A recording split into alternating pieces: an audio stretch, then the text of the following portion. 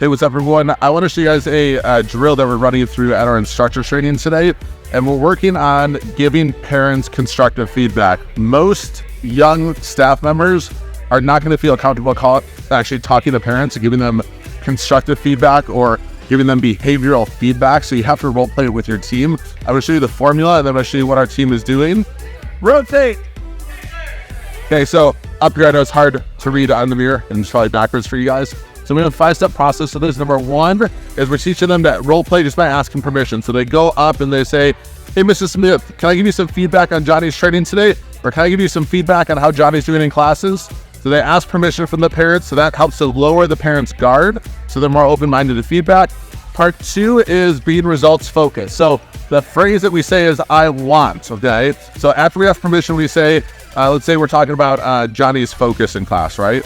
So I say, Mrs. Smith, I want Johnny to be the most distraction-proof kid out on the mat every single class. I want him to be so in the zone that no matter what's happening in the environment around him, he's completely focused on his goal. And that's whether it's here in martial arts training, that's at school as well, or even at home when you're talking to him, he's blocking out the TV because he's so distraction-proof. Wouldn't you agree that is a great goal for Johnny? So we get permission and agreement at the end. We don't hit the negativity right away. What we do first is we hit what we want to paint the picture of what we want Johnny to look like. What's the ultimate goal for Johnny if he has perfect focus, right? Get them in agreement so they visualize that in their head. So number two is we talk about the results that we want.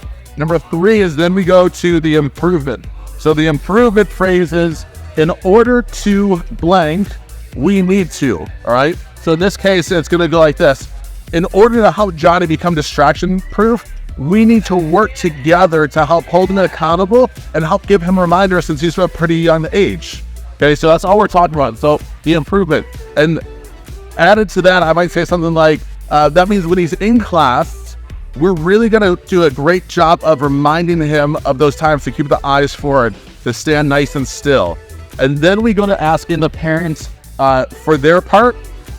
So asking them to help out in this and be a full partner. So our phrase for this is my ask, and then we go to our promise. So I go, Mrs. Smith, my ask for you is that every day when you're on your way to martial arts, if you can just remind to give Johnny a little pep talk in the car about what it means to be distraction proof and what it means to have laser focus. So things like, you're going to keep your eyes on the coach today. Remember, even if someone next to you is talking, you're going to have that laser focus and keep your eyes where they need to be. Or it might be something like, hey, when you're standing on that dot, I want you to do your best to stand nice and tall. But just give them one goal that they're going to focus on as part of being distraction proof when they come to class. And then on our part, our promise is that we're going to give Johnny little reminders throughout class. We're also going to pre-frame him before class when he gets here on what it means to have that black belt focus and be distraction proof. So that way with you and I working together, man, we're going to help Johnny become the best version of himself. And then what we do is you go to the athlete redirect, which is at the bottom. Rotate. So athlete redirect is we actually say what we just did to the athlete, which is what the team is working on right now. Okay, so athlete redirect is I'm going to go take one knee, look at Johnny. Okay, so Johnny, what that means is, and then I'm going to reframe what I just said. What that means is when you're here at karate, for you to be distraction proof, it means that we have to have really good control of our body, stand nice and still, and we have to keep our eyes on the coach when he's talking. You can do those two things, you are going to learn so much faster than a lot of the other students in class, which also means that you're going to get the moves down a lot quicker than them. Do you think you can commit and make a promise to me that we're going to keep our eyes on the coach, we're going to stand nice and still? Yes, awesome. If it's a really young kid, we have them repeat what that means, okay? And then we finish it up and put a bow on it, but just reminding the parent that, hey, we're going to work together to help kick ass for Johnny. So what that means is, hey, Mrs. Smith, you and I working together to help him do this, man, we're going to be a powerful team that's going to help Johnny become the best version of himself. And then what we do, guys, is to role play this, we split up every single section and then role play all the sections individually, those 5 points, which is what they're doing right now.